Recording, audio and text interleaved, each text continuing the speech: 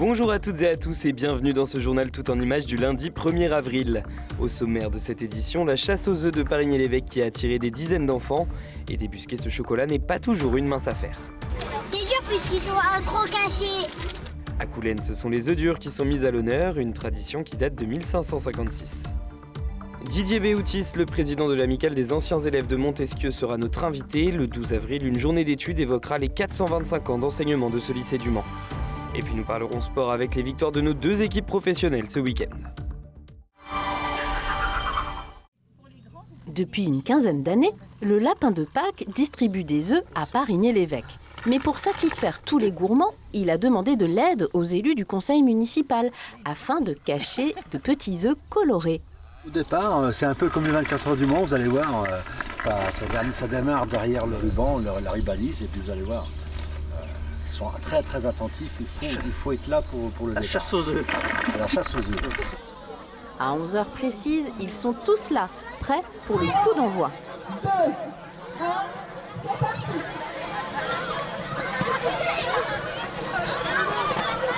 Allez, c'est par là les garçons.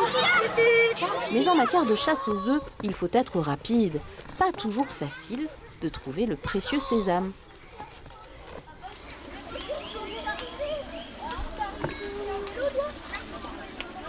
Les techniques sont parfois très recherchées, mais au final, tout le monde gagne. C'est toujours un rendez-vous incontournable pour les familles de Parigny. Alors là, on a un peu de pluie, parce que généralement, les gens en profitent pour discuter, se retrouver entre amis, donc c'est bien. Alors, est-ce que les enfants ont trouvé ça facile ? C'est dur. C'est dur puisqu'ils sont trop cachés. Ouais. Et c'est qui les a cachés ? Le lapin de Pâques. Mais je sais pas où il est. Un lapin qui était bien au rendez-vous, en chair et en os, et en chocolat. Attends, partage.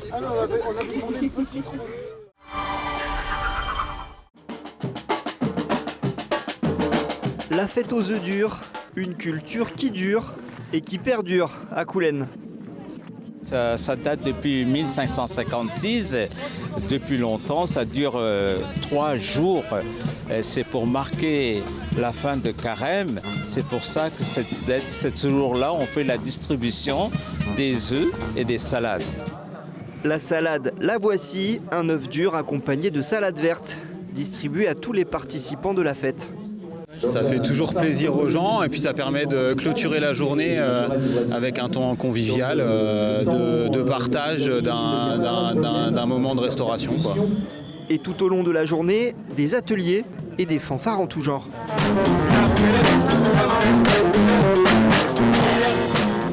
Et puis un moment de grâce qui donne de la couleur au courant d'air, avec ces bulles qui émerveillent autant les enfants que leurs parents.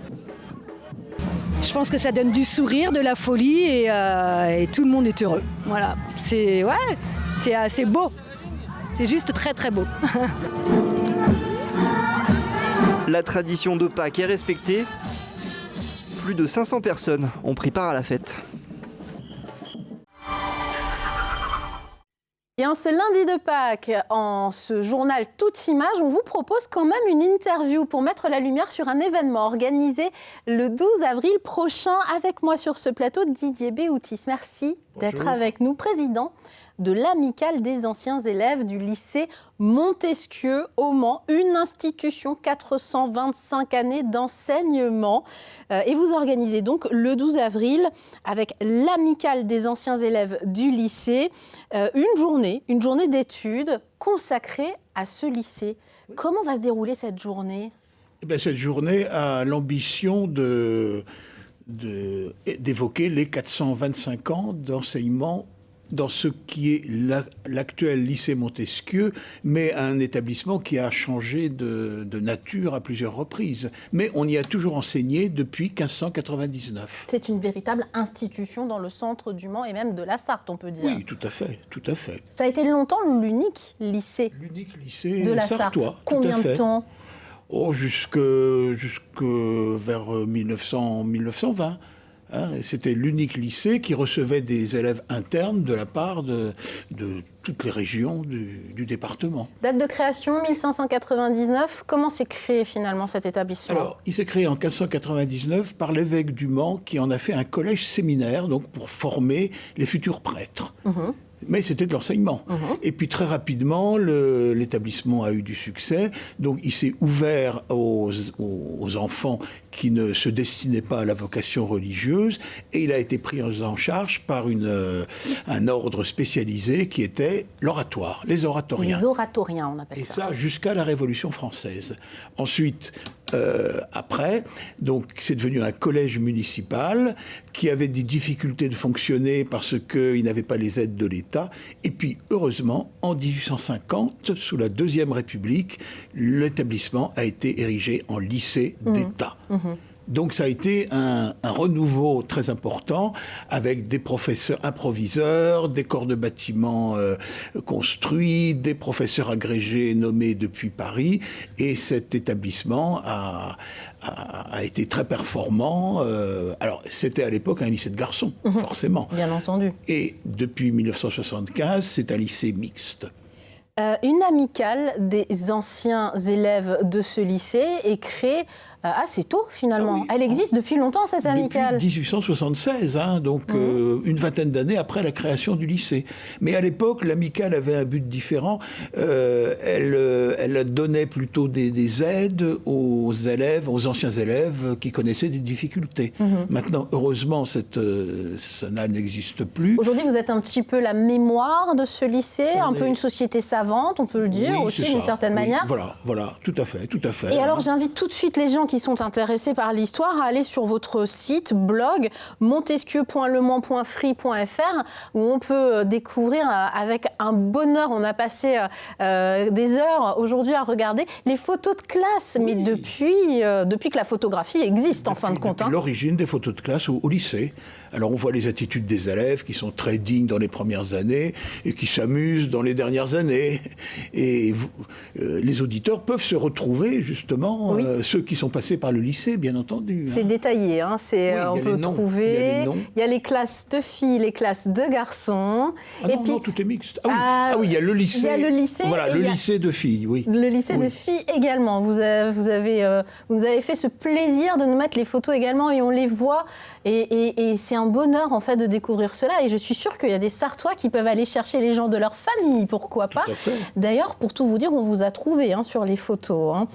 66, 67, voilà les années 60. Vous étiez en classe de 4e, parce qu'il faut expliquer aux jeunes générations que le lycée, à l'époque, ça commençait en fait... à l'école primaire. Même ça commençait à l'école primaire. Et ça se terminait en terminale. On faisait 7-8 ans au lycée, c'est ça Même il y en a qui ont fait 13-14 ans. À l'époque, on redoublait. On voit le jeune Didier Béouty encadré en classe de 4e. Et c'est émouvant de trouver ces photos et de travailler justement sur ces archives. J'imagine que c'est un grand plaisir pour vous, les anciens élèves. Tout à fait, et puis de retracer les parcours des élèves qui ont fait quelque chose, des enseignants. C'est toute une vie. C'est toute une vie dont le Mans a été le centre depuis 425 ans. Et j'imagine que vous vous sentez appartenir à la communauté du lycée Montesquieu. Ah bah oui, bien sûr. Il y a quelque chose, c'est quelque chose quand on a fait le lycée Montesquieu. Les oratoriens avaient un enseignement assez critique, davantage que les jésuites. Et cet esprit oratorien, c'est poursuivi après, ce qui fait l'originalité du lycée Montesquieu. C'est un lycée où on peut critiquer assez librement. Voilà. Dont la devise est « sapere aude », qui veut dire... Oui, savoir. Ose savoir, ose apprendre. C'est une invitation aux lumières, finalement. Absolument. C'est important aujourd'hui, les devises comme ça, dans un lycée public.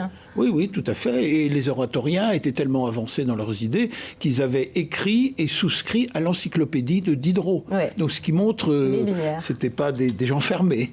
Alors, on revient à cette journée d'études, vendredi 12 avril, de 9h à 18h. Au moins 18h, je pense. Mais on peut arriver quand on veut. Voilà, c'est ça, c'est ouvert à tous, que l'on soit du lycée Montesquieu ou pas. Ça se passe dans la salle des actes du lycée, mais ce sera indiqué, une très belle salle avec plein de beaux livres.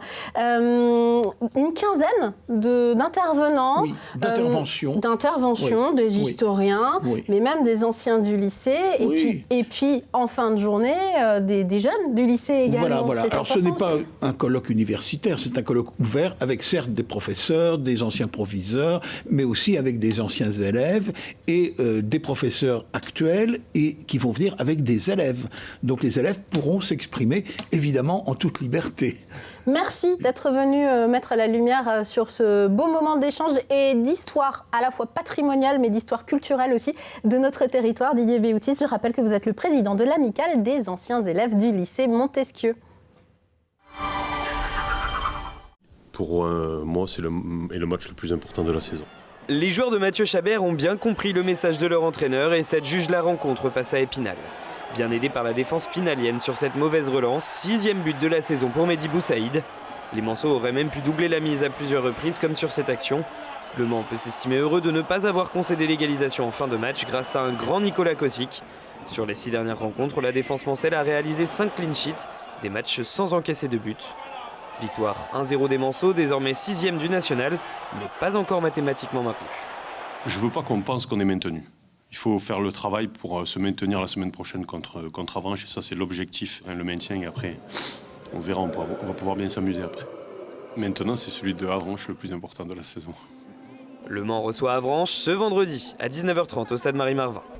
Autre victoire précieuse en basket cette fois-ci, le MSB s'impose à Blois, concurrent direct au maintien. Le club sartois bien aidé par William Howard, dont nous vous parlions vendredi. Le shooter réalise un match énorme avec 27 points, 9 rebonds, 6 passes décisives, 38 d'évaluation, la 2e meilleure performance de la saison. Malgré tout, les joueurs d'Elric Delors ont eu chaud. Ils s'imposent dans le Money Time 80-78. Après 4 défaites, Le Mans enchaîne une 2e victoire consécutive. Les Tangos sont 10e, à 3 victoires de la zone rouge et à 2 des playoffs. Et puis ce week-end, c'était le trophée vert à l'hippodrome des Commois, le Tour de France des trotteurs sur les pistes en herbe en quelque sorte. La première étape avait donc lieu en Sarthe ce dimanche. C'est Féline de Calvi associée à l'apprenti Noé Perron qui s'impose à la surprise générale. Un événement important que nous vous proposons de découvrir de l'intérieur grâce à Amanda Scott et Samuel Morand dans l'Infiltré du dimanche, à découvrir ce mercredi sur notre antenne.